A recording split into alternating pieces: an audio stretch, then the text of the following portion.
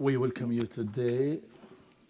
We would like to welcome you to the second session titled The Social History of the Palestinian City. In this session, there will be the participation of Professors Ahmed Ammara, Himad Zorbi, and Liza Taraki. We would like to start with speaking about the Bi'r al-Saba city, a frontiers city. Unfortunately, Professor Ahmed Ammara won't be with us here, but he will speak to us through the screen. He has a PhD in Israeli history and studies from New York University, and he is currently a professor in Tel Aviv. He's also worked with Ben Gurion University and is a professor in international law, has researched a lot in the relations, intermingling relations between history and space. I would like to ask from Mrs. Sandy, if you may activate the screen so that we would listen to Professor Ahmed. Greetings. My lecture is titled Bi'r al-Saba, a frontiers city. In this lecture, I hope that I would have the opportunity to talk about several points pertaining to Bi'r al-Saba as a city and as a jurisdiction or an area that covers the whole complete southern part of Palestine. I have researched, or most of my researches are from the Ottoman archives in Istanbul, particularly, and covers the Ottoman era or period. Among the points that I will focus on today is, one, the historical and political contexts and the reasons that led to the establishment of Bi'r al-Saba on the Ottoman level, and also the dynamics between the Ottomans and superpowers such as the British Empire. The second point that has to do with the issue of considerations and internal discussions on the Ottoman level, the governmental level, for example. Why was the establishment of Bi'r al-Saba undertaken, and what were the decisions taken upon the establishment of that city, Bi'r al-Saba? This city was established in a parallel manner to the establishment of the court of Bi'r al-Saba, or Beersheba in English. So the main idea was to organize something for the tribes of Bedouins, Arab Bedouins. It was part of the Negev, of course, but here in the historical context we see it being mentioned as the city of Bi'r al-Saba for the Arab Bedouins. The second point that I focused on in my paper is looking at the city in terms of architectural planning, in terms of building, as well as the religious and governmental institutions that started developing in from the Ottoman period until the fall of Bi'r al-Saba, which was the first Palestinian city that fell in the hands of the British Army in October 1917. After that came the fall of Gaza and Jerusalem and the complete occupation of Palestine in 1918. 1918. Okay, so in several discussions, writings and studies, we see Bi'r al-Saba or Beersheba being or starting in the Ottoman era, and we see it being an area inhabited by the Arab Bedouins. And this is the main capital of the Palestinian South. But I see that the establishment of Bi'r al-Saba or Beersheba came as a result of Ottoman administrative interventions that established the city within the time period of 3 decades, and it was as a result of certain Ottoman policies. As a frontier city and close to Gaza, Bi'r al-Saba was very fragile or weak from the times of Napoleon, Muhammad Ali Pasha, and Ibrahim Pasha, the opening of the Suez Canal and its importance. And then in 1882, there was the British presence and the total British control over Egypt. So this raised the eyebrow of the Ottoman Empire, if you may, to kind of become more involved in that area. In parallel with the British influence, we saw the internal policies of the Ottomans, especially during the Tanzimat period within the Ottomans. One of the objectives was to inhabit the Arab Bedouin or Kurdish or other communities in different regions. It was part of the Tanzimat policy. And also there was the process of registering lands in order to take taxes or collect taxes from the local inhabitants. There is also the Orientalist discussion, which is a bit complicated with regard to this. For example, the deliberations started with regard to establishing the city. The discussions took place between the Directorate of Jerusalem and the authority in Istanbul. So different deliberations and correspondences took place. We see a lot of rich dynamics in these discussions and correspondences that took place. In the archives, we see very interesting things.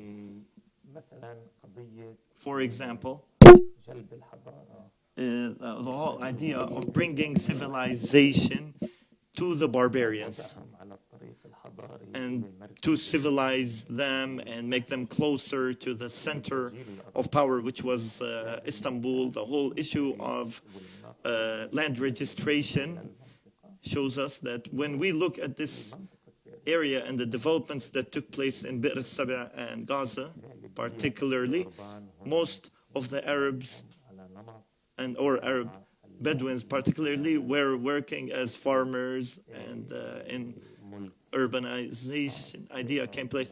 There was, however, the introduction of private ownership on limited lands. These archives can show us many interesting things that we would not be able to cover in this lecture. However, this whole idea of civilizing the barbarian or Arabs comes into play in that in those archives. Of course, there were different treatments on different levels. The whole issue of the land was highly present. Also, there was a decision to separate Bi'r al-Saba from Gaza, particularly because Gaza had 70 different villages within the municipality or governorate of Gaza. So they thought these 80,000 Arab Bedouins were under the Gaza governorate, so they thought to separate them from them. Then there were, of course, some important dynamics that led to the building of Bi'r al-Saba city, Beersheba, or Bi'r al-Saba, rather. And especially in terms of trade and farming, agricultural, such as barley. So Bi'r al-Saba had 70% of the production of wheat in Palestine. Then there was the exporting done from Gaza to Europe and other places. For this reason, it was very important to see this the importance of Ottoman control by land registration and the collection of taxes from local inhabitants in Bir al-Saba in order to enrich the Ottoman treasury in this period. Another point which is important to note is the issue of partnering with local inhabitants. For example, when the Ottoman authorities wanted to impose their policies and residence related and other aspects too, the Ottomans saw that their project of establishing the city of Bir al-Saba would not take place except through partnership with the locals, the local Arabs particularly. Therefore, they established an administrative council that included a number of members or representatives of the main tribes of the area of Bir al-Saba. Also, there was pay a salary to the members of councils, even though in general this does not take place elsewhere. Also, there were attempts to market the sale of some lands for free in order to promote the whole idea of land registration and to cooperate with the Arab Bedouins. Also, there were some tenders given to planners, urban planners, especially Nashashibi group, who were among the main planners in Bir al-Saba. There was also a German company or office that was working on the planning level. So they divided Bir al-Saba to different blocks, and it comprised 2,000 dunams. The Ottomans paid 2,000 dunams to the Azaize local tribe, the Bedouin tribe, in order to buy those, like some of these dunams. If we look at the aerial view of the city, we see 4 dunams divided and marketed as 1 dunam only per family, for example, or per person.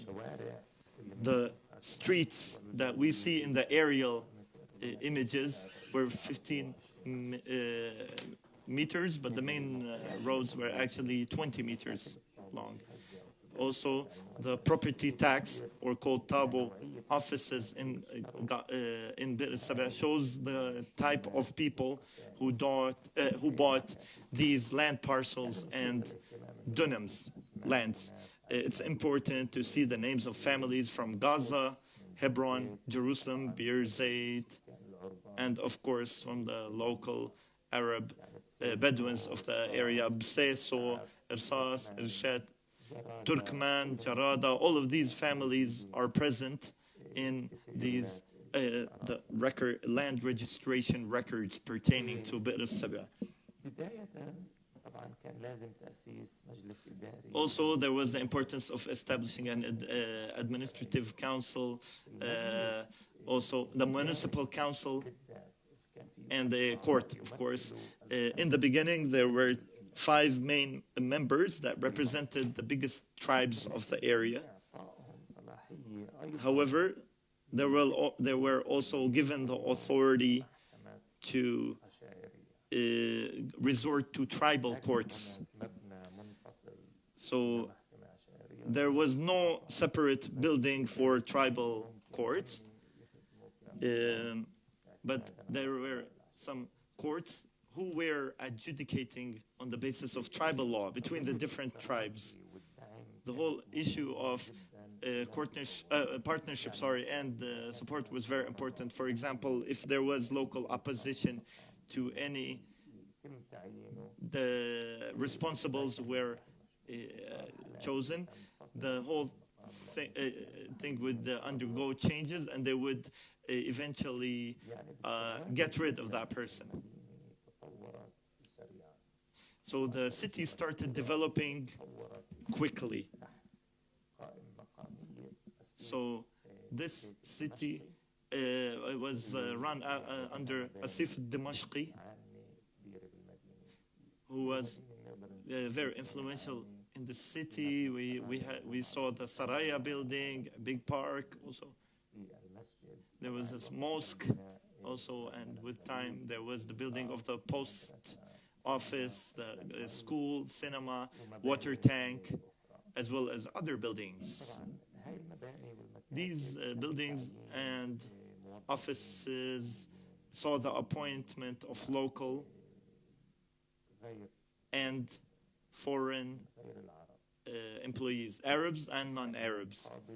For example, there was a Sharia court judge, and there was the Imam who was giving Islamic lessons, and there was also there were people in charge of land registration. There was the treasurer of the fund, and other personnel. Since we have limited time, it is important to utilize it. Of course, it is nice to talk about Bir al-Saba as a social project. In our discussion of the issue of education, in the archives show that the Bedouins did not know the fundamentals of the religion sufficiently, and therefore they needed to be educated well or better. And so there were some Ottoman staff who used to visit them periodically. There was also a goal to attract residents to Bir al-Saba. They established schools for agriculture and industry, such as carpentry, shoemaking, and also blacksmithing, as well as other skills. There was also the cinema there that was built. One of the things that were important was the establishment of a local newspaper called the Musavarchul, which means the desert in pictures. And this was part of the war-related effort pertaining to World War I. We saw a development during that period in the infrastructure, in the roads, and so on, and also in the Savarchul newspaper, which means desert in photos, as we said previously. So if we look at the aerial images, we see a scene that is captivating. So from the form or externally, the Ottoman era or the Ottoman Empire did not kind of give up Egypt officially, even though it was under the British rule and control. But the Ottomans never really, give up Egypt. This newspaper, Savarchu, gives us a great insight. For example, in the first 5 years, there were about 50 houses and 10 shops in Bir al-Saba. In 1917, which is the end of the Ottoman era, we see 200 houses and about 50 shops, which were subject to change based on different periods, but there was a prosperity, and some of the people who were controlling these shops and trade or commerce were the Ghazatans or Ghazans, who were causing economic prosperity to the city of Bir al-Saba or Beersheba. In one of the visits of a delegation from Turkey during the war to see the new civilized city and to see the advancement that the Ottoman Sultan brought to the area, one of the members of the delegation in his diary wrote how they visited the city. They saw the water in the desert, and they saw a city that saw lights turned on at 9 p.m. There were 2 coffee shops in the city. There were people walking in the city. And then they watched a movie in the cinema, the Turkish delegation. So before ending our discussion of this city, there are three important points worth mentioning.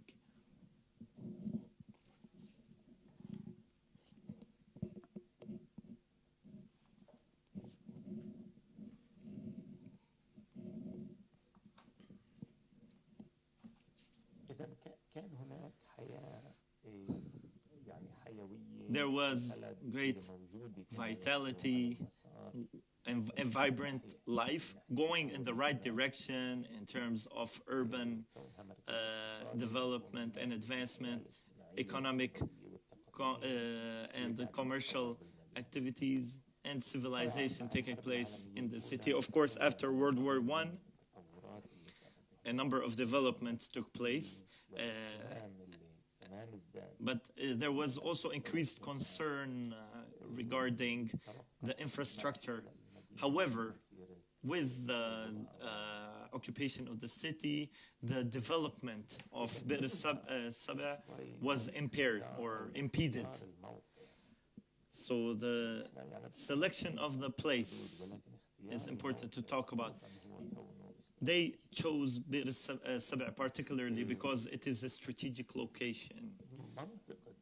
So we know that Bir Saba is a very old city, and our father Abraham visited the city. It had a water well, and of course that was one of the reasons why the Ottomans chose this. It was also close to the borders or frontiers. Also there were raw materials and commercial activities in the city, and so this city is in an intersection between the frontiers of lands pertaining to three main tribals, Tarabin, Karadha, and Azazwe, or Azazne. So, but the main thing was that Bir Saba was on the road between Gaza and Hebron. And for this reason, when General Allenby chose not to focus on Gaza,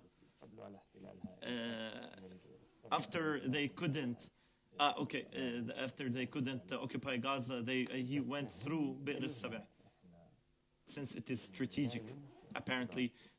So it is very important to know the following. It is not possible to study Bir Saba and its inhabitants, particularly the Arab Bedouins of Bir Saba, except seeing Gaza and Hebron as part of this study, because there were a lot of social, commercial, and administrative relations and exchanges going between them. And so there was a lot of commercial activity between Gaza and Bir Saba.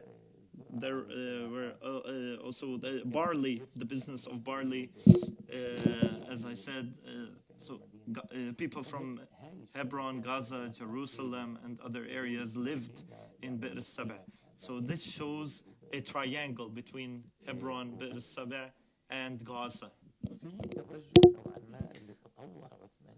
There was an orientation that was being developed from the Ottoman period until today, which is to see the area in an extraordinary manner.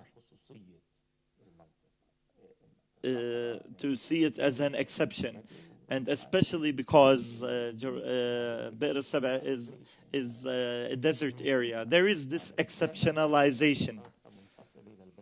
There is always a separate study of the Bedouins and looking at them separately from the other areas of Palestine. There is a certain exceptionalization or particularity. Even on the level of Israeli studies, we see this exceptionalism, looking at Bedouins as a separate body, especially Bir Saba as a separate body, instead of looking at it as part and parcel of Palestine. So one of the, that my study tackled these aspects. Finally, it was worth noting that during the Ottoman period, Bi'r al-Saba was a project of building a civilization, a better society, a new city. However, this project was stopped, halted in 1917, and the British era saw a neglect of the Bi'r al-Saba, but a romanticization of the area, and the dealing of or with exceptionalism or exceptionalization increased. Even though this exceptionalization decreased during the Ottoman period, the British era saw a separate tackling of the subject of Bi'r al-Saba. After 48, we see that there were about 4,000 people, 4,000 living in Bi'r al-Saba, and in October 1948, we saw a new occupation by Zionist forces, and who kicked out some residents from the city. Okay. Thanks to Dr. Ahmad Amara for this nice lecture. I hope that the other lecturers would speak more quicker to limit themselves to the allocated time in order to be able to have more chance for discussion. Himmat al-Zu'bi, she is a feminist researcher. She finished her study in sociology at Ben Gurion University. She has 2 certificates in criminology and gender studies, and now she is a resident in Haifa. Is this true? I thought you were here. She obtained the postdoctoral in Europe, in Middle Eastern studies in Europe. The title of her contribution, which is Turning Haifa into Haifa, Mixed City Forming Space as a Tool for Shaping Collective Religion Identity. The floor is yours. If we can see the slides. Good morning. Thank you. Thanks a lot for the IPS for inviting me for this conference, particularly the ladies Rana and all the ladies in the... Nonetheless, I'll try not to speak fast, but still I'll try to finish.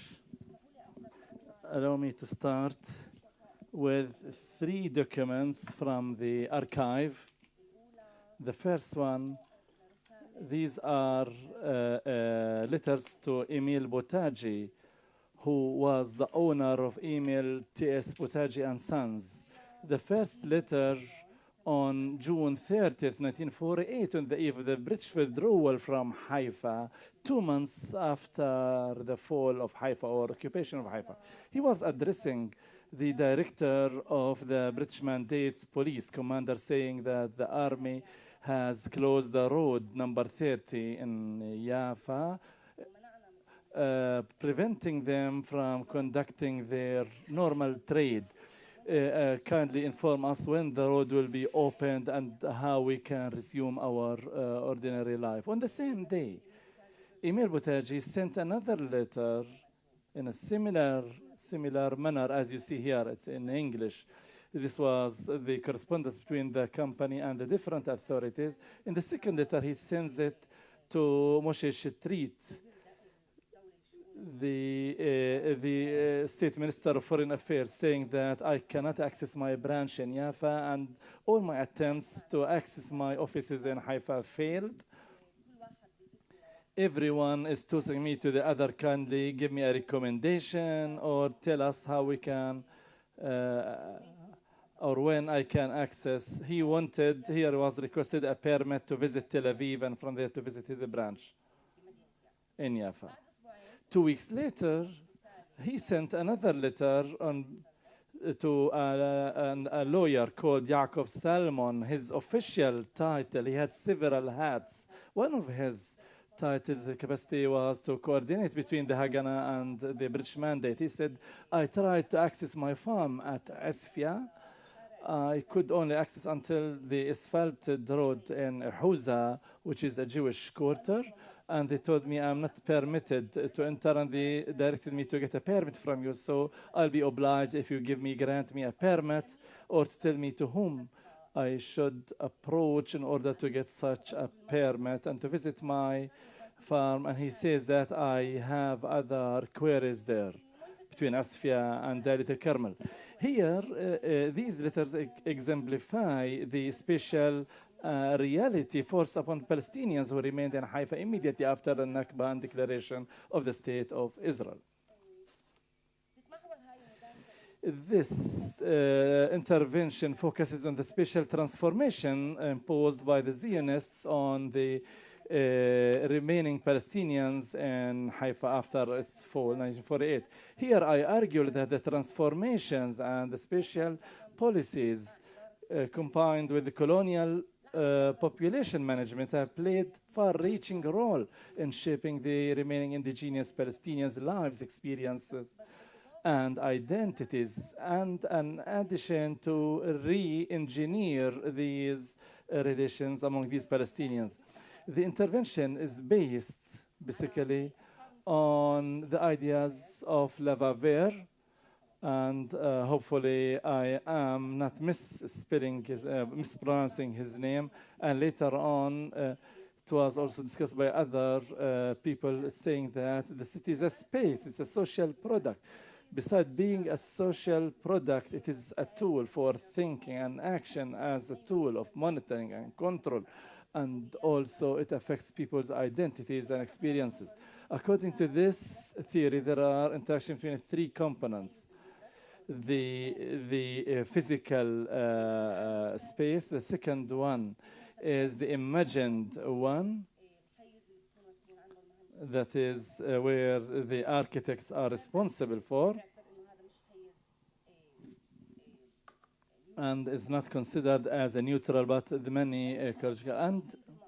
And the third one is the living one, the lived one. And the space is produced in interaction between these three components. Before I go to the subject of the intervention, I would like to explain why I think it's important. The Palestinian cities, including Haifa, were subject to three imperial colonial regimes. What makes them a good example to explain the role of the regimes, how the Haifa spaces turned, and you can apply this to other Palestinian cities, and how this affected people's lives. And since this intervention will basically speak about Haifa, so it's important for me to point out that I will not get into details. So 100 years cannot be summed up in such a short span of time and speaking about change, about the space and population. But the case of Haifa in particular, and now I explain why I'm taking Haifa as a city as an important case in the Zionist, under the Zionist regime.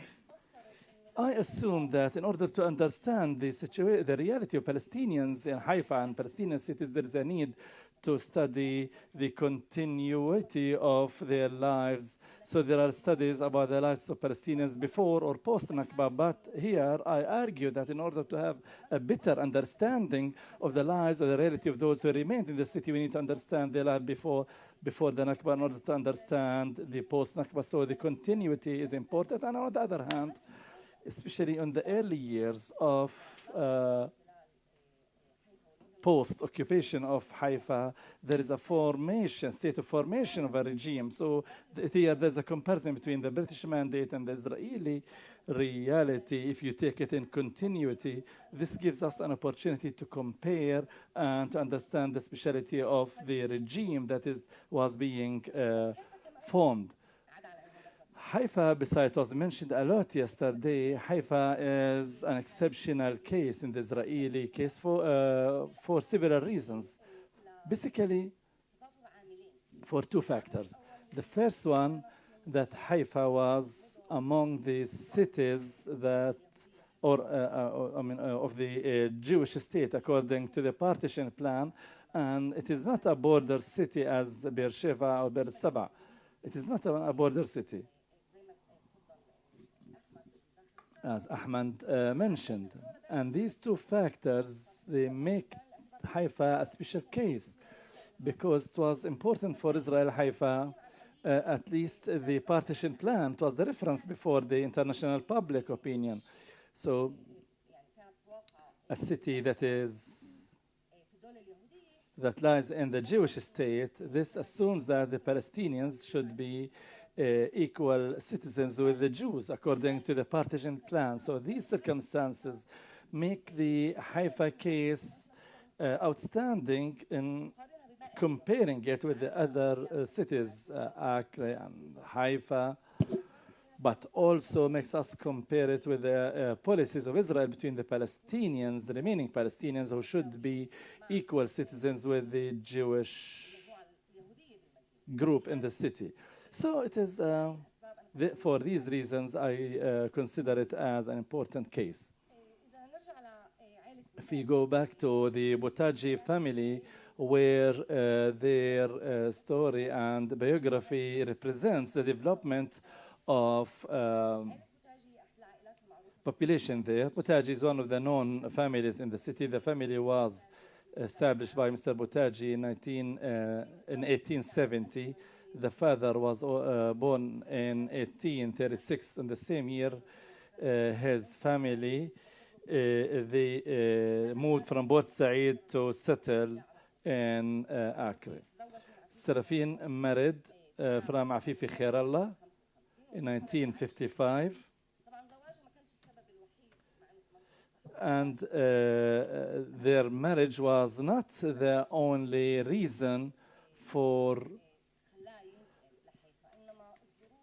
that made them move to Haifa, but it was the political and social or geopolitical circumstances of the Ottoman Empire that affected Haifa and added to the blooming in Haifa. But to stop,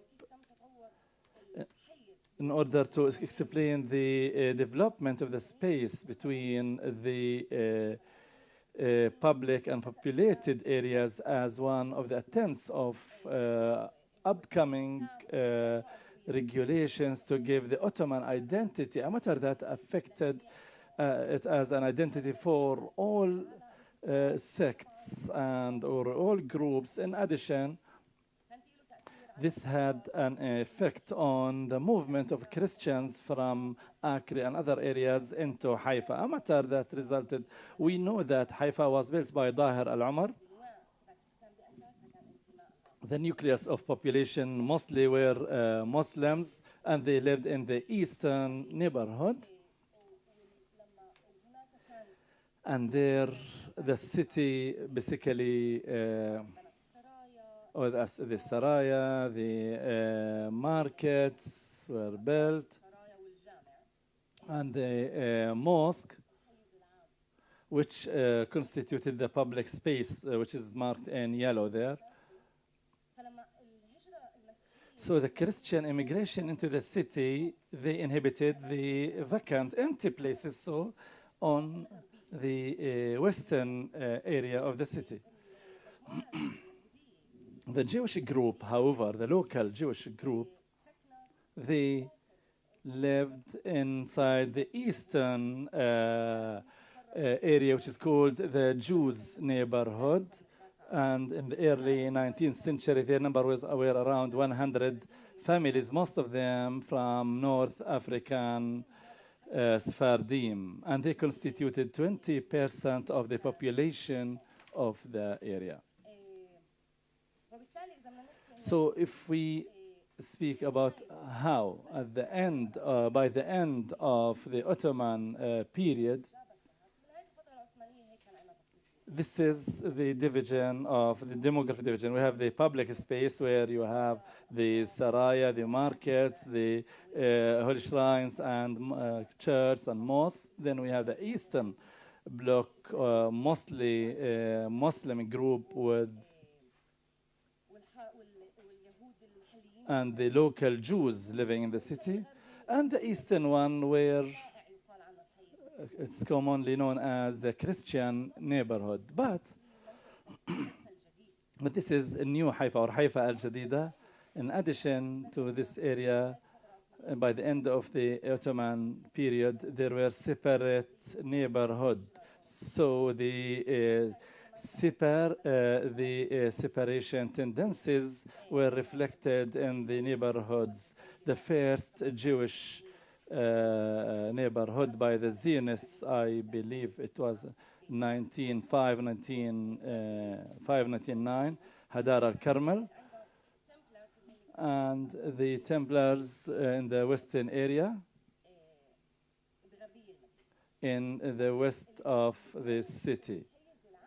What makes the public area distinguished is the mosques and the differences between the markets, but we have the Hanatir plaza or area, which was the transportation area, if you wish. What distinguishes it, the public area, it was diverse, as if it was separate from public. So the public space, it was bringing people together with all its sects and from all areas, business, the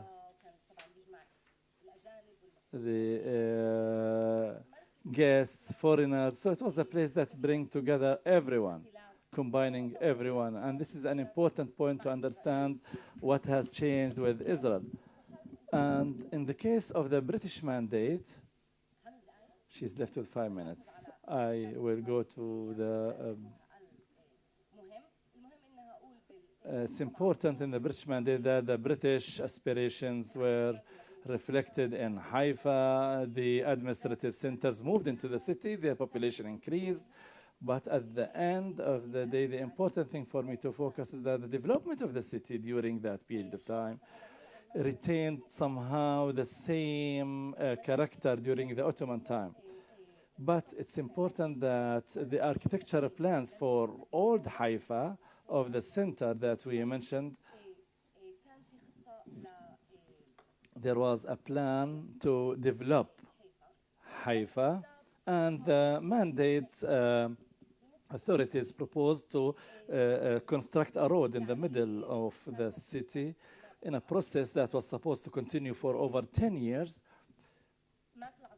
But this was not implemented for several reasons. It was approved in the late 30s, but was not implemented for several reasons. One of them is the opposition of the Palestinians for this plan.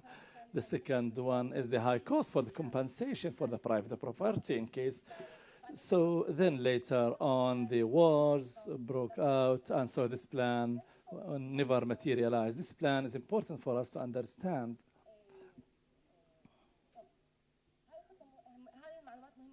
This information is important for us to understand later on what Israel did. Then, the open Arab space contributed largely to connecting Haifa. Now, it's difficult to imagine, but at that time, there was connection with the culture, Al-Karmel newspaper, and artists used to visit. By the end of the British mandate, the public space played an important role in combating colonialism. This is a report from the Haganah about the cafes in Haifa and their affiliation to the political life and forming the identity, the collective identity, the Palestinian identity. This is the news and about the demonstrations in Haifa, which started from the mosques and the public space. So the public space and having the mosques and the markets contributed to forming the Palestinian identity. The mosque was one of them, or the collective identity, sorry. So now I move to Israel. In order to clarify the idea, I will discuss basically the Chikmona operation. The Chikmona operation through which they demolished most of old Haifa. According to the British, it was called the Old Haifa. against what is mentioned in the literature and even in the imagination about Haifa. The suggestion to demolish the city, it came from the local Haifa residents. They proposed that to Ben Gurion, and he liked the idea. Since the partition plan, this is a British plan, and if we see, I need to stand here. This is what is left. This is what is left of old Haifa. So the Chikmona operation was a secret, undercover one, so we don't have many documents documenting that, but we have Palestinian documents, correspondences concerning this operation that clarify its limitations and its details. The lawyer Elias Kusa sent a letter opposing to the demolition, saying that was done without a prior notification and without a legal reference and without possibility to or mechanism to compensate people. So there was an abuse of a Nakba to demolish more than the proposed British plan as proposed, and I remember it was not materialized because of the high cost. This is what is left of Arab Haifa. In addition to that process, that operation, orders were issued to collect people in ghettos, the Palestinians in ghettos such as Wad and Isnas, and later on Shar Abbas was opened. The remaining Palestinians, around 3,200, were collected in one residential area. The first proposal is to collect all Muslims in Wad al-Isnas and Christians in Wad al-Salib, but the Palestinians objected through their representatives about confining them into ghettos and in separating Muslims from Christians. They failed to prevent the ghettoing them, but they couldn't prevent separating Christians from Muslims, but nonetheless they were unable to leave the Wadi Nisnas neighborhood in Haifa. To sum up, let's remember Haifa was part of an Arab space. After Nakba, it was separated from the Arab or the village, from the city itself, from its Arab neighborhood or space. And so the Palestinians were collected in one area. Haifa was not under military rule. There was no legitimacy. There was no legal grounds for bringing people in that ghetto. The second point that I would like to mention before I move to focus is that Israel and the British mandate, they never treated the Palestinians as a national group. All the time they dealt with them as separate, as religious groups.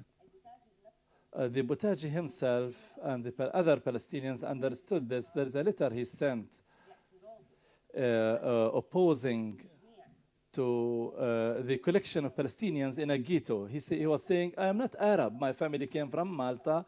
I descend from Malta. All the time I lived in Margarim with our Jewish brethren. So this way he was trying to prevent his moving him into the ghetto along with the other Palestinians. Boutaji, we don't know if anyone could help me, but we don't know what happened with the Boutaji family. But we know that 1 year, in April 1949, Boutaji sent a letter to the so-called Minister of Minorities. He says, we are unable to bear, and please help us to sell and leave the city. We don't know if his requests were accepted or not, but we know that 1 year later on, he was unable to stand the situation in the city. The next point before I move to focusing what is dealing with the Palestinians, not only as Muslims and Christians, but also the policies that prefer the Christians compared to Muslims according to certain graduality. And this is a quotation from a protocol by the Committee for Moving Refugees from Nazareth to Haifa. The Nazareth was mentioned previously by Professor Adel. It was crowded with refugees and the economic situation was very difficult. So there was a committee to examine the situation of refugees. In this protocol, the representative of the Prime Minister in a session, he says, our tendency towards moving the refugees should take into consideration the maximum consideration for the Catholic, Christians, then the Orthodox, and so forth. Okay, I will. Now here they collected the Palestinians to go to the conclusion. Although I jumped over so many things, hopefully I can come to the final conclusion. So not only it was disconnected from the Arab surrounding and the rural surrounding, but Haifa itself, the old city, lost its significance and importance. In the demolition orders issued by Ben-Gurion, it was important for him to say the buildings were damaged in the war, and those were not damaged should be demolished. But mosques and churches should be kept. The demolition of Haifa was done within around half a year. From early July 1948 until February 1949, according to the documents. Nonetheless, although demolition was done in such a short span of time, removing the rubble took a long period of time because of differences on who is responsible and who will be the cost of removing the rubble and collecting it between the different local and organizations and central authorities. So let's imagine that later after Al-Nakba, only the mosques and churches were left among the rubble that stayed there for a long time. The public space was abolished, removed, and only spaces for prayers were left, and civil activities moved to the Israeli space, while the daily experience of those remaining in the Arab areas were reduced into religious activities, and the religious belonging became the only contact for the remaining Palestinians with their Arab and religious belonging and affiliation. And in order to sum up in 2 sentences, I can say that the policies of the demographic management, like preference for Christians against Muslims and between Christians themselves, divide and rule, and demolishing the public space has largely contributed to engineering the demolition of the Palestinian collective identity and focusing on religious identities in the city. Thank you.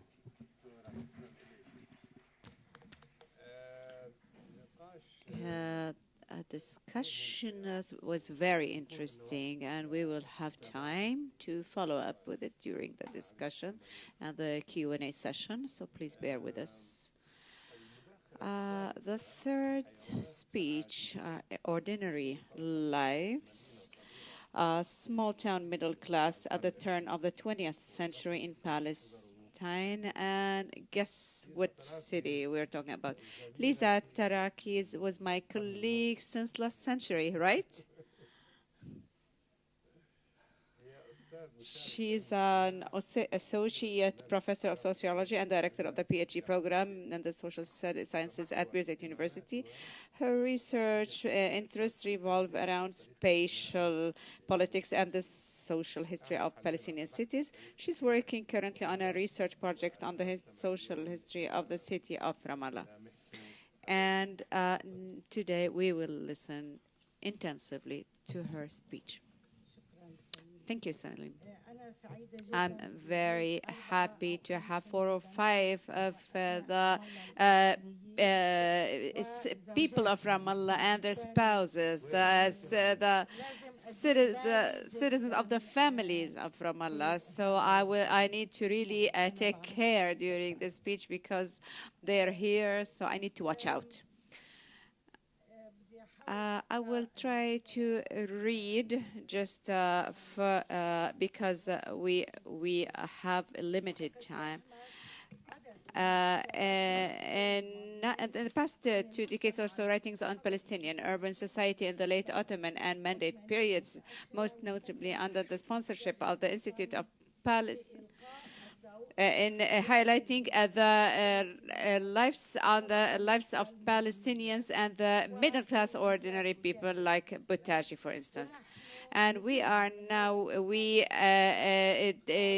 paid to this contribution to the Palestine Institute of Palestine Studies and its journals, or through the books that they publish. In literatures of Palestine before the Nakba, we find that one of the constant characteristics are the loss of the coastal cities and towns of Palestine, and the cosmopolitan literature for Jerusalem and coastal cities in return of the conservative and an isolated ideology of the inner cities. Salim Tamari has expressed this different disparity in his book when he said that small peasants in the mountains used to be very conservative to the intruding breezes and the different and difficult smells that are coming from the coastal cities. And this have led to and from concern of this mix between the peasants and the people of the citizens. Today, my paper is about Ramallah. Ramallah is one of the little towns was in the middle mountains. We try here to monitor the crystallization of a middle class in the last few years of the Ottoman Mandate. This class was underdeveloped, and it was different than other classes in other cities. I hope that this study would be a contribution in writing the history of social history of other cities, a history that wasn't very much addressed by social researchers, except for a few exceptions. And in this regard, we can maybe mention the study of the late Sami Hamoud about Ramallah, and Salim Farid of Tulkarm, and Jacob Norris of Bethlehem, and the study of Saleh Abdel Jawad of El Bira.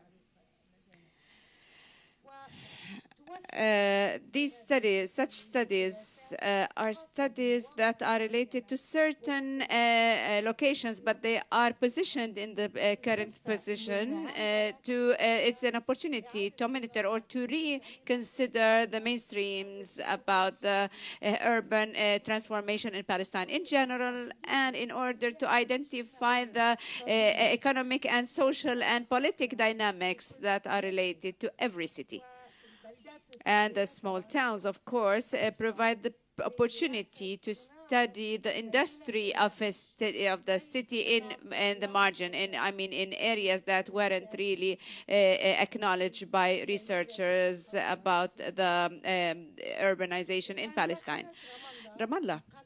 It has entered the 20th century as a town of a Christian majority, and an economy that was mostly related to the agriculture of fig trees, grapes. And nowadays, Ramallah boosts position as the headquarters of the Palestinian National Authority and an urban headquarters that is signified for its middle class and the globalization characteristics, which had attracted the attention of academics, researchers, and as you know, there are many dialogues and disputes about this phenomena of Ramallah, and everybody now, I believe, have overseen it, and there are many papers that today and tomorrow will address this issue, Ramallah today.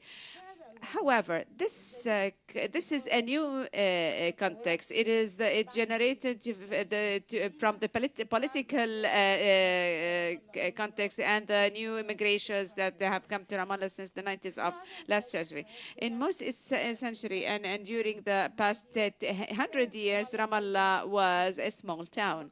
And it's a middle class, the new middle class it had a different stereotype than that in other coastal cities and in Jerusalem. It had not adopted the category of this segment, or the members of this category did not adopt any political stand. They never contributed in the forums, and they did not produce any discourse as other cultural people like Najib Nassar, Khalil Sakini, or Boulas Hade, or Khalil Totah, and others.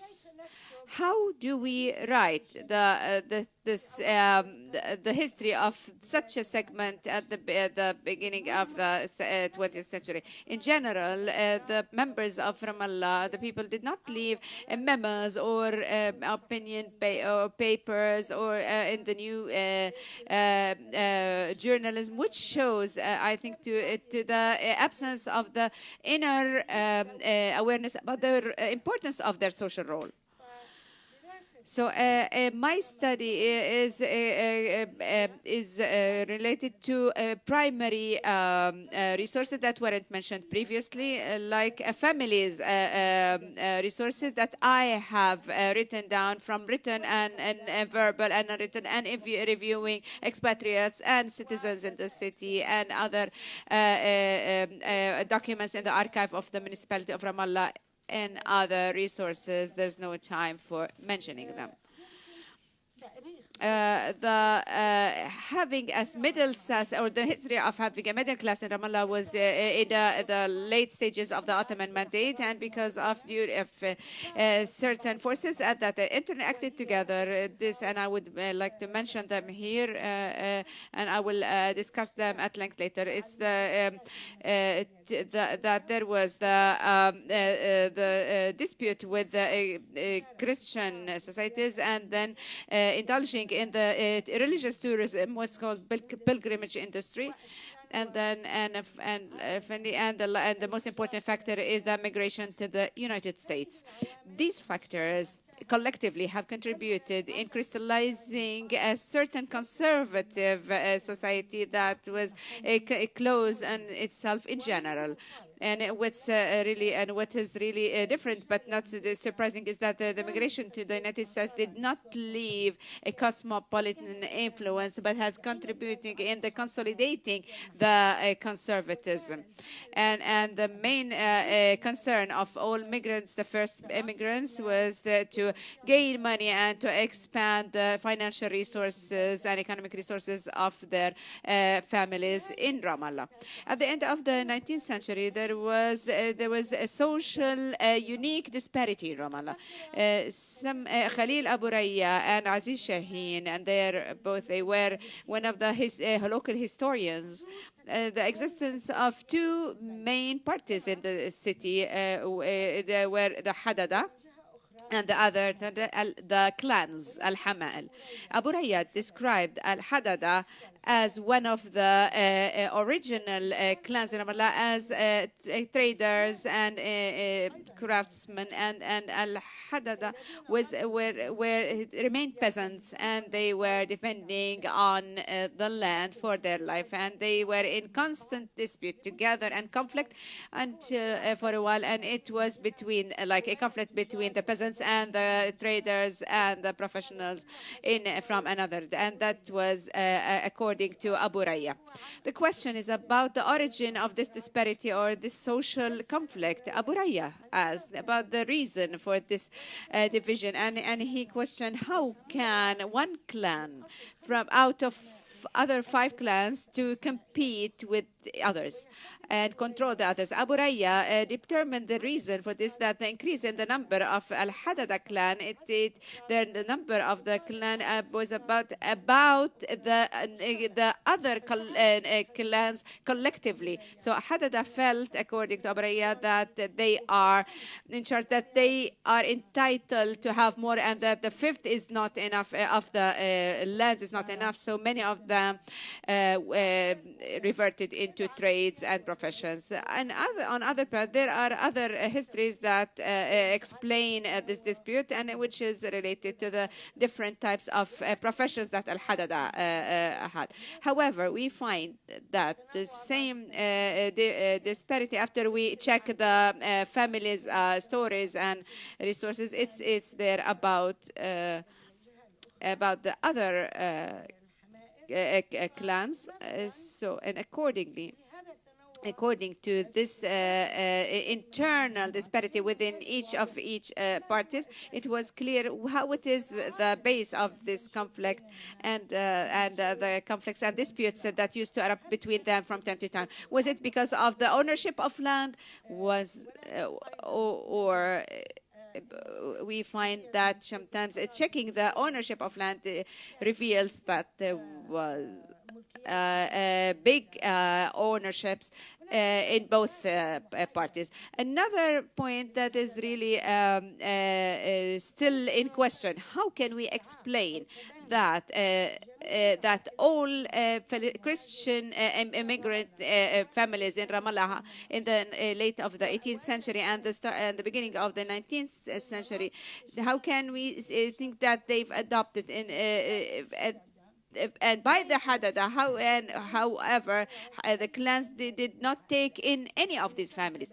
So they were adopted, they were integrated into the families.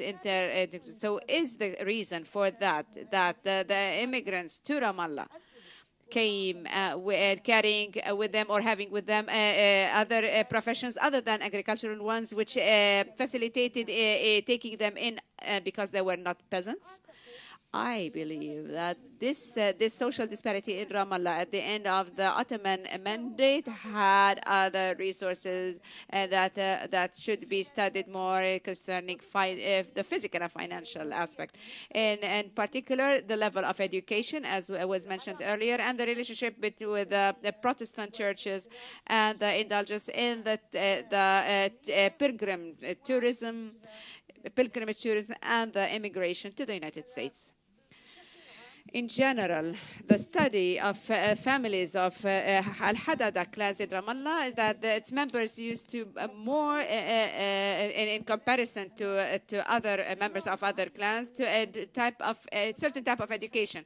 After ending the primary school in Ramallah or in school, the elementary period, some of their children, boys and girls, were involved in a more advanced types of studies in foreign institutions and mostly from the Protestant clans, and they were started to work more on a bigger scale in the pilgrimage tourism. And finally, it seems that immigration to the United States was widely spread between the Hadada than it was between the clans.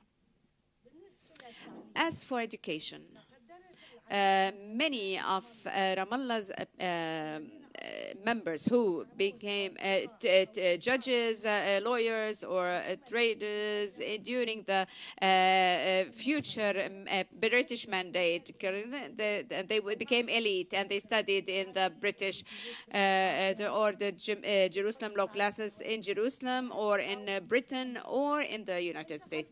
And some of them moved to live in Jaffa and Haifa and other cities, and they've worked after the establishment of the mandate as judges and lawyers, and lived in the bureaucracy of the mandate, which means that they've left the sphere of Ramallah that was local to a bigger horizon or bigger scale sphere. The majority, however, of Ramallah were they only studied in Ramallah, the local study, or in Sahyun school, or at the Terasanta school in Jerusalem, and families of Ramallah didn't have bigger ambitions for their children more than that. Regretfully, Salim is telling me that I only have 3 minutes left. There's not much time. However, if there was much time, I would have liked to mention some of the family stories, some of the about some people who worked in the pilgrimage stream, and try to connect this with the institutions that they've studied in Ramallah, but also in Jerusalem as well.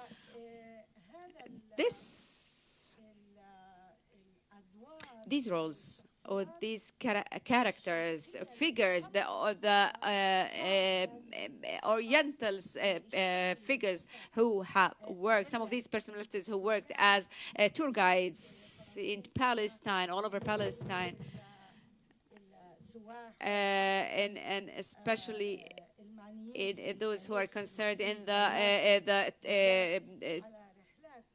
Torah type of tourism in Palestine. They've worked as tour guides. It was called in English called dragoman, and in the many literatures about tourism in Palestine during this era, during the 19th century and the start of the 20th century, there's a mention about many of those dragomans and some of Ramallah's people became prominent, and many were mentioned in many manuals or touristic books like Pediker and Thomas Cook. They were mentioned in such books and manuals. This is on the one hand. On the other hand, I'd like to say that the immigration, as I said, regretful because of the shortage of time. There's no time to talk about the impact of the social immigration. I would like here to conclude. If you just give me 3 more minutes. 2.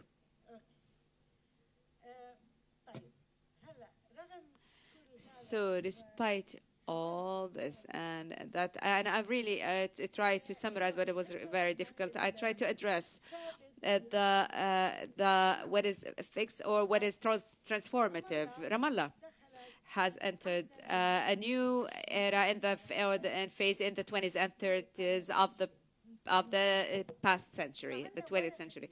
And although my paper does not really focus on this period, which was under the British Mandate, however, I see that it's very important to highlight some of the life aspects during this period in order to clarify how the continuity of these lives was in Ramallah and the continuity of their growth on a different scale that it was in other cities, especially in Haifa and in Jaffa. By the start of the 20th century, the transformations that has played a role in the accumulation of fortunes in the city, and due to the immigration that happened in the USS, and they've invested, the people of Ramallah have invested their money in building new houses, modern houses, outside the traditional houses, and in providing services and building hostels and hotels for those who came for the summer vacations. In the 20th of the century, Ramallah was able to document its position in what was called the summer time industry, which has grown noticeably in the Levant, especially in Lebanon during the 19th century. Ramallah families have initiated in renting their houses to those people who came for the summer holidays. And contrary to what was that Ramallah's golden days were during the Jordanian mandate. We know that Ramallah's reputation as a center for summer vacations was in the 20th of last mean, and it's continued until the Nakba time. And in local newspapers, newspapers that used to be issued in the English language like the Jerusalem Post, have witnessed weekly announcements and advertisements about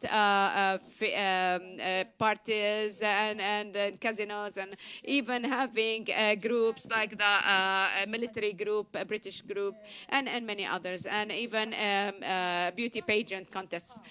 We can say that the bubble or the green zone in Ramallah nowadays is similar very much this bubble that was there during the 30s and 40s of the last century. However, there is a main difference, and here I'm going to end.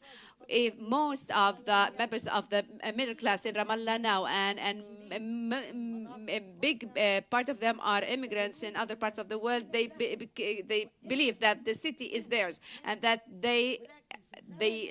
it's theirs. But in the old days, Ramallah was a summer resort. It was a playground to others from different social background. And I wish I had time to read part of the story written by Yasmin Zahran about the anger, the social anger that was prominent in the reaction of Ramallah, the simple people of Ramallah. That was in the 40th of the last century. You can have, yes, you have the floor to do that. You can read this excerpt from Yasmin Zahran. It's a long paragraph, but I suggest that you read it. It's a narrative. It's a story written by Yasmin Zahran. It's the first tune by Yasmin Zahran. She is one of Ramallah's original girls. She just passed away lately. She was a historian. She was a well-known figure. The way she described how the people of Ramallah have reacted to those coming from abroad. So she was one of Ramallah's original girls. Thank you very much. Thanks a lot, Lisa, for this wonderful lecture. There were 3 lectures here. I would like to just mention a note to raise discussions here, and then to open the chance for the audience to pose questions. Now, the study of Ahmad Amara about Beersheba, a frontier city, mainly focused on the so it was the idea of focusing on Beersheba, especially before World War I, especially through the practices of Ali Akram Bey, who was in charge of the Jerusalem governorate, who appointed local Syrian officials or influential persons from Nashashibi family. We used to call them Syrians. Today we call them Palestinian, such as Raghab Bek, Afandi, and Nashashibi. They were appointed by the Ottomans to use the most advanced methods of planning at the time, including aerial photography through the modern jets of the Germans, who were the allies of the Ottomans at the time.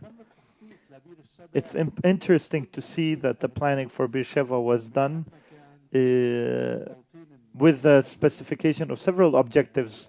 One, to provide residences for the Bedouins. Of course, he uses provocative words like the barbarian, aggressive Bedouins. He uses languages like that. And also to do land registration in order to collect land taxes. And also there is the defense-related aspect. It is interesting to note that the Beersheba was not a frontier city. Actually, Sinai desert was the frontier, Sinai, and not Be'er Saba or Beersheba. But here we could consider it a frontier of urbanization. Maybe this is what was meant frontier city, since it was the frontier between civilization and non-civilization. So there was a proactive way of thinking among the Ottomans towards a certain awareness by the Ottomans that they expected an attack by the British from Egypt. And it was true, actually, that this city was very strategic to defend Palestine and the Ottoman Sultanate during World War I. During the lecture of Himmat al-Zu'bi, there is a very interesting paradox, which means that this city was among it was the only modern Palestinian city that was established by the Ottomans. It didn't come from nothing. It came from an inhabited area and a commercial area for the Bedouins, but it was the first modern city established by the Ottomans. However, Himmat al-Zu'bi notes that Haifa was established before Bi'r al-Saba, so it was like a good example that Bi'r al-Saba used. Himmat, in her interesting and authentic discussion, talked about her choice of, well, in the historic sociology, they use the talking of families to mention a point. She used the family Botaji on purpose. It was a marginal family. The use of Botaji family in order to understand what happened to Haifa during the Nakba, was it sufficient, and does it sufficiently highlight what happened? And then she talks about the history of other families that and highlighted this subject. Another aspect that was interesting in Himmat's work is that when Haifa was established by Zahir Umar, the eastern neighborhood, which was leaning to the south, was an Islamic Jewish neighborhood. So when the Christian families came, they put them in the western neighborhood. And this is an important issue because in the urban history of Bilad al-Sham, or historic Syria, there was more proximity between Jews and Muslims rather than Christians and Muslims. The ghetto, which is ethnic division, it is an Orientalist idea. The whole idea of Jerusalem having four quarters, it is an Orientalist idea also. What's wrong? Anything wrong? Ahmad Amara is with us. Oh, okay, he is with us. Hello, Ahmad, once again. I salute you. So what were we saying? Okay. Yes. So the whole idea of ethnic division is exaggerated.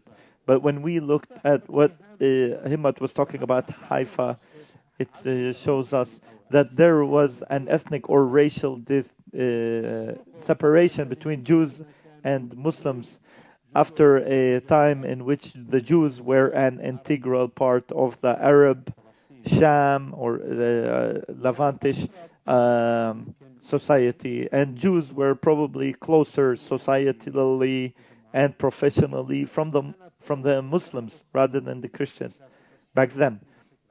It is very interesting to hear your point of view about this, Himmat. Finally, in the lecture of Liza Taraki, there was a reformulation that was interesting about the traditional divisions in Ramallah, the 5 main clans that came from East Jordan and came in the 15th century, and there were problems between the tribes of Qais and Yaman. It is important to see that, as Abu Raya said, to have more of a professional social division between the Hadada clans. This brings us to start thinking also from another aspect, the whole thing about the distinction between Hadada and the clans would be very important to understand what happened then. I have a question that concerns me many times, which is the whole claim that the original families of Ramallah and also some areas in Mount Hebron, that they are originally from East Jordan. When I went visited Madaba and Shobak towns, Madaba city and Shobak towns, I met people there who claimed that the origin of Shobaki and Madaba are from Palestine. So it is interesting to see a cycle of immigration. They used to come and go between Palestine and East Jordan. However, in the oral history of Ramallah, we usually envision that at a certain period of time there was like a fight or family dispute that led to them moving from East Jordan to Jerusalem. Thank you very much. Now I open the chance for the questions and comments. Dr. Haid? No, first we'll listen to the questions and comments, and then we will take, we will listen to the answers afterwards. Thanks for these valuable and interesting and controversial lectures. Very interesting. A question to Himmat and a question to Lisa. With regard to Himmat, or question to Himmat, maybe because of the limited time, you couldn't talk about the start of the Israeli governance, or in the last. So I would have liked to hear your point of view about the reaction of the local leaders, and especially Tawfiq Tubi, who later became a Knesset member in 1949. He was from Haifa, and even before that, he had a leader in the local level as a communist leader, and he issued a statement directly after the Nakba. He put the responsibility on the Arab countries, as if he didn't blame Israel. Tom Segev also mentions in his book about 1948, mentions that Tawfiq Tubi tried to encourage the Christians in Carmel, in Stella, to Maris, to accept to go down to the ghetto, etc. So in the documents and the sources that you searched, did you see any confirmation or rejection of this point? Regarding Lisa, the Qais and Yaman that Salim talked about also Jerusalem and the mountain of Jerusalem. The Qais and Yaman the disputes were mainly in the 18th and 19th centuries. Samhan and Abu Ghosh, between Yaman and Qais, there were problems, yes, then. But in the newer kind of division between the clans and Hadada, do we see today certain societal residues of this division, or did the professional divisions take over more? Could you please introduce yourselves before posing the question? My name is Hilal. I am an academic from Nablus city. Okay. Dr. Salim, conferences are an opportunity for human beings to ask about what goes on in his or her mind, regardless of whether the subject is related to this or that Palestinian city. Otherwise,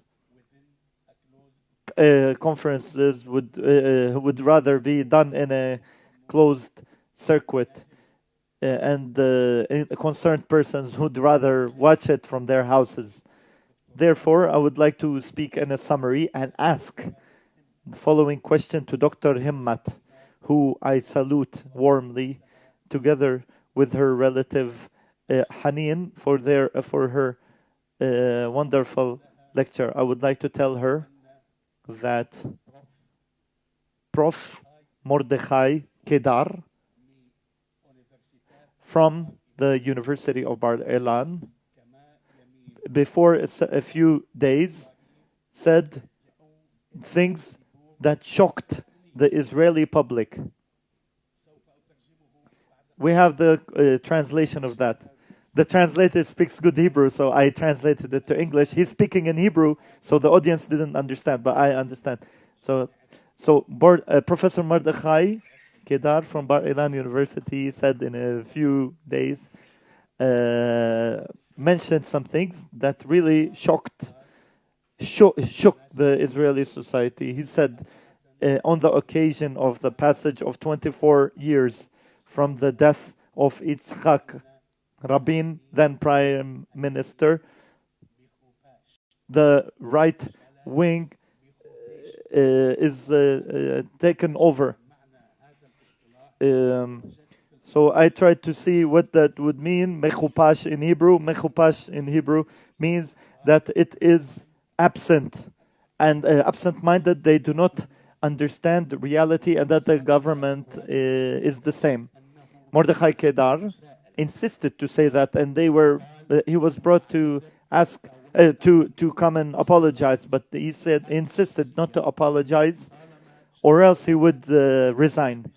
This well-known person we have seen in the Ittijah Mu'akas program of Faisal Qasim. What do you think about these dangerous statements of Professor Mordechai Kedar from Ben Gurion University?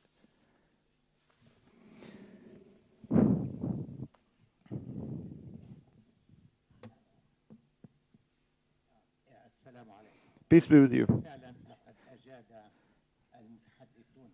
The three lecturers were brilliant and added many new things, lots of valuable new information about the Palestinian society in different areas of the West Bank and Gaza Strip, and also inside the Green Line. Now, with regard to Dr. Ahmed Amara and Beersheba or Bir al-Sabah, moved from the Bedouin period to civilization period on varying degrees. Now, if we look at the tribal fabric of Bir al-Sabah and the way it was organized on the level of local governance and administration, as well as the education, health, and other services, and whether there is a harmony. Was there harmony between the heads of tribes, or was there a problem between the middle class and other classes? As Lisa was talking, did we see class-related problems and divergences in Bir al-Sabah, as is the case in Haifa? With regard to Haifa, Mrs. Himmat Zurbi did a great analysis about the relations between the different identities and religions. In my opinion, I would like to ask a question. Is there a possibility to elaborate or even summarize how the municipality was administered, and how were the different neighborhoods of the city divided in terms of religious levels, real estate, health services, peace, and security? I would like to see some clarification or elaboration about this. With regard to the backgrounds of the middle class, Mrs. Lisa did a great analysis about the middle class, and it's interesting to see this on the Palestinian level. Now, I would like to see Dr. Lisa talk about the size and the distribution of the middle class. You talked about Ramallah, fine. However, there is a broader scope of what constitutes the middle class. And also it would be interesting to see the role of the middle class on the economic and social levels.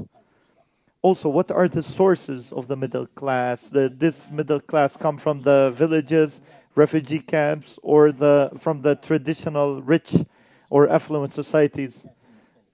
So different, yeah. Now, with regard to the original families that were part and parcel of the historic fabric of Palestine, question is the following. Did these original families keep their status or went back to becoming middle class?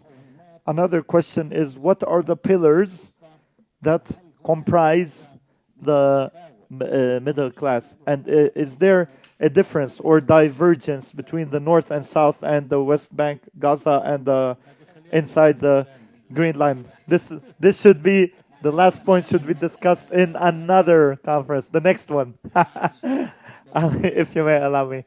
Okay, among the distinctive things about Max Weber when he talked about the middle class, I would like to see Lisa talk about a different categorization about this classification that would need a different, another conference in the future, says Mrs. Lisa. Yes. Okay. All right. Mr. Rami, please introduce yourself. Rami Abdel Hadi. Dr. Salim, you confirmed that these, you mentioned several times that these lectures were finely presented and nice presentation. Now, from the speaking of the three lecturers, it is clear that we are talking about that there were already urbanized cities in Palestine that passed through different periods of history. However, they were all colonized, regardless of whether they were in boundary areas or not, or in mountainous and so on, regardless. So, and the urban transformations taking place in these societies would be interesting to see from a historic point of view. But I hope that we can benefit and learn from all these things so that we can learn for the future and see how these, or whether these cities will have a leading role in preparing to protect these cities from future hostile activities or colonizations in order to rebuild villages and cities. This question is directed to all the speakers. 2 more comments or questions, and after that there will be another round, if time permits. Ra'id Badr from the History Department or faculty. I have a question to the 3 of you that I still didn't receive a response from today and even yesterday, especially to Dr. Lisa. The question is, why did the establishment of a city, such a city in Palestine, get prolonged so much? Why were they late, even though they had a strategic role, whether Haifa or Beersheba? Why was it that late to establish? Why did it take them that long to establish a new city in Palestine, despite Palestine's strategic importance and the location? In the case of Beersheba, for example, it was really late, in Ramallah as well. Even though there was always the potential of establishing Palestinian important cities like Damascus, Cairo, or even Istanbul or Beirut. Another question to Dr. Lisa. I didn't understand how you defined the middle class. You were talking. Was the middle class talked about for 20s and 30s the same ones that we have today, in your opinion? One more question is, with regard to the Hadada, were they the only ones who managed to exit or no longer be middle class? And what are the other families that are no longer middle class? One more question. Please go ahead by introducing yourself. After that, we will listen to the responses. Riyad Musa from Ministry of National, or from the Economy Department, sorry, Economy faculty. Lisa, when you were talking about the middle class, I noticed, yeah, you can consider that the immigration to be external factors. Immigrants would bring money from outside. Guides would get money from pilgrims from abroad, and also the churches and missions, and also educational missions. So these were. How about the inner economic and political and social factors that led to the middle class? Mr. Ahmed, are you in Berlin now? No, I am in Istanbul. Oh, in the capital then. Okay, you have 4 minutes to respond. Only. Firstly, I would like to apologize for the bad quality of the first video and all the recording technology aspects.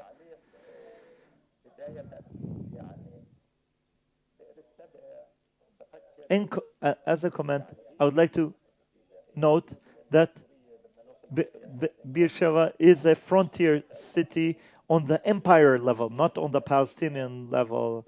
So the establishment of this city was considered to be on Ottoman frontiers. So it was definitely seen as frontiers. And also the barbarians or the wild people was a term used by the Ottoman officials. They used to use this language, civilized and wild or barbarian. So, and this was as for the administrative division of the different clans, the constituent council had 4 or 5 main tribes. The Ottomans chose 5 main: Ayaha, Jbarat, Qabayin, Azazne. These were the biggest tribes back then. So the Ottomans put representatives of each tribe. Another point is that until the middle of the British mandate, they kept the representatives of the main tribes of Beersheba in order to kind of maintain things within the tribal level. However, when we say we must understand that this is not homogeneous, and they were not members under the same leadership. There were also families that were not from within. Families within these tribes that were diverse, and they had inner conflicts, and you would see that such as Tayaha and Azazme, who were not homogeneous with others. At the same time, we see the class of public officials, government workers, such as Azazne. They were working with the Ottomans, and then there was their son, who was also working in the municipal council, and among them were some consultants to the government and other influential people. Why was it that late? Why did they establish the city too late? This would need a comprehensive study. However, what I think is the following. The whole idea of Tanzimat within the Ottoman era started transforming the Ottoman Sultanate from a more traditional body to a more advanced one. So in order to move to a modern form of governance, they needed to advance things. Beersheba was within the confines of tax collection. In 1870, we saw an increased Ottoman intervention or in the different tribal dynamics, and there was also semi-autonomy by tribal leaders and so on, such as relations between Husseini and Shawa families, together with the Wahedi and Tarabian and other tribes from Bir al-Saba or Beersheba. So, however, on the Ottoman level, there was not a lot of intervention in the beginning, but later, with the increased tax collection, the Ottomans started taking part in the reform and so on, especially after 1882, with what happened in Egypt and the British influence. The Ottomans realized that there was an external threat, and so this tax collection, inner problems, and external threats necessitated that the Ottomans would pass these reforms and advancements and establish the city of Beersheba eventually. So it's important to note that Sultan Abdul Hamid developed a special policy regarding the Arab tribes. He saw and understood the threats, and also saw that these were resources that were not properly utilized. Are there other questions left? Is there anything else I didn't answer? Salim, Dr. Salim. Hello. Thanks, Ahmed. Thanks for your response. Now we move to Himmat Zu'bi, and after that, Dr. Lisa. All right. Thanks a lot for your comments and questions. I will not be able to answer everything comprehensively. We can also talk during the coffee break. It's important to note that Buttaji family is a marginalized family. Yes.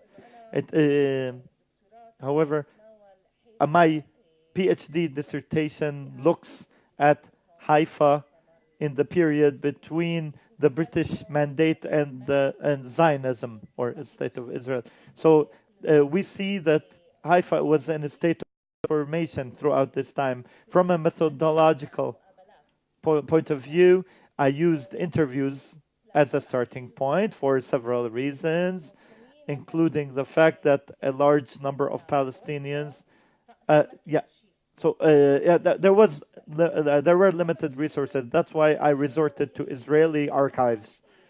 There was a trial to compensate for some of the things that were absent in the archives by resorting to Palestinian stories and narratives and sources. So technically, I saw that this method was highly expressive. The archive documents were covering a long time of history for this family, Botaji, namely. So now, with regard to the neighborhoods in Haifa, such as the eastern neighborhood and the coexistence between Jews and Muslims, it's important to note that the population developments and the other developments were developed naturally. There were Muslims there. When the Christians came, they came to a nearby area that was vacant, was not purposeful. There was there was no purposeful separation. Now, another point is that since the end of the Ottoman period and also during the British Mandate, the Jewish settlers, Zionist settlers rather, the Zionist immigration to Haifa brought some ideas that started affecting the mentality of local Jewish Haifa residents. So they had commercial and industrial knowledge. So the settlers brought a Western advancement and so on. That also undermined and affected the local Jews in Haifa. And so there was an imbalance, and so the Zionist immigrants started moving from the eastern neighborhood. Oh, even the local Jews started moving to the new settlements that affected the power relations within the Jews themselves. These were power relations. There were thoughts about Jews and Jewish belonging, and this affected the formulation of this city. This came contrary to the collective Palestinian mindset, and later the Zionists enhanced the religious rhetoric as part of the Palestinian society. So these are two different lines. In the Jewish sense, it was like more exclusive. In the Palestinian line, it was all inclusive. Another point is that Israel was intransigent in dealing with the religious, or reluctant to deal with the religious authorities. So there were different religious denominations in Haifa, of course. So as a result of that, but there was the Arab committee in Haifa that had representatives from different communities. However, Israel insisted to mainly deal with religious authorities, even those which were not elected by the people, and that affected the division and so on. So the Arab leaders who were there and were told to move the people to ghettos. They actually used the word ghetto explicitly, and so there was something called the situational committee, and even in the newspapers they were using the term ghetto. Look at the language that they were using then. So they brought some of the representatives, the Palestinian representatives, who of course were rejecting racist and ethnic-based decisions. The military brought them and told them, we are not here to ask you, we are ordering you to implement our orders. So this subject is much more complex, by the way, cannot be summarized in a nutshell, but I just thought to tackle it in this specific manner. I would suffice by that. I really apologize if I didn't answer everything. Yes, your comments were very valuable. Now, Dr. Lisa, I will not be able to comment on all your comments or respond to all your questions. Now, firstly, with regard to the origins of East Jordan and these claims, I didn't delve into the different legends in various villages and towns. They exist in every city and town. Like there's legends and myths. However, I do not know what is right and what is wrong, because some of these stories are conflicting. There could be 4 or 5 totally different stories. But what I do is to focus on a certain period. Also, I didn't talk about the alliance between Qais and Yaman tribes, and especially since Ramallah was part of these political feuds. By the way, there is a very interesting book by Musa ibn Nasr, who is the grandfather of Hanna Nasr, the ex-president of Birzeit University. This book talks about the history of Birzeit, and he talks about the clashes and feuds in Birzeit and Ramallah, and there was this intertwining relation between the two. However, in the 19th century, there was no talking about the alliance between Qais and Yemen. The Qais and Yemen tribes, the way I see it, is that there were no economic or social results as a result of the alliance between Qais and Yemen. There were the tribes, the clans also, of course, of Ramallah. And this is related to the question of Riyadh, who is also from the original people of Ramallah, or like people whose origin comes from Ramallah. It is difficult to call this external or internal factors. The way I put it is that all these factors came together in a certain historic period in this marginal mountainous small town whose life was very ordinary and was different from the life of the middle class from bigger cities. However, there was some change or differences that took place, variances. So some people started joining the higher classes, especially after the British Mandate. They were educated in the West.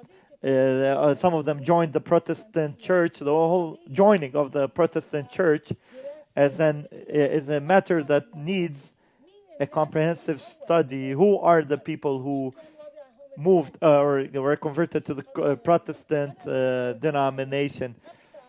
This is what I tried to do, to go far from mythology and legends and focus on the material life and the developments that took place in the city. And what was the type of the people who moved to the Protestant church? Now, with regard to the question of Rami and Ra'id, I would say that this is a much bigger subject. What are the lessons that we can learn? This subject needs more elaboration. These are bigger topics. We would not have enough time to talk about the lessons learned from all of this. But I appreciate it. Thanks a lot for your comments and questions. We have a small coffee break, after which we will have a third session. Thanks a lot.